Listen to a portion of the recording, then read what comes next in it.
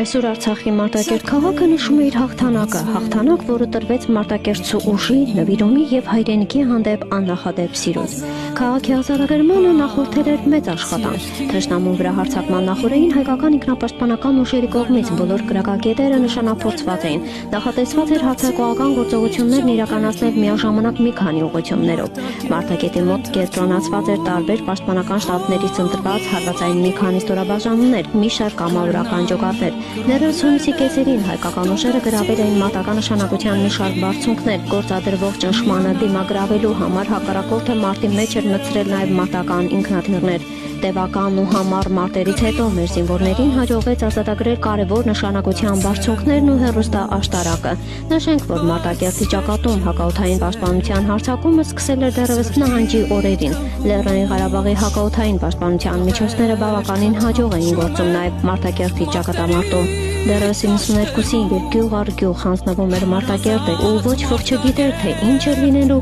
ձևավորվում էր պաշտպանության բանակի կապի կազմակերպման կառուցվածքը, որը հետագայում մշակվեց ու նույն կառույցով կիրառվում է նաև այսօր։ Թշնամուց 1.5 կիլոմետր հեռավորության վրա ապրում է Մարտակերտ քաղաքը։ Մարտակերտին տոնում է իր անկախությունը ու պատրաստ է պաշտպանել իր հողն ու ջուրը, կառուցել իր տունն ու շենացնել բնորանը։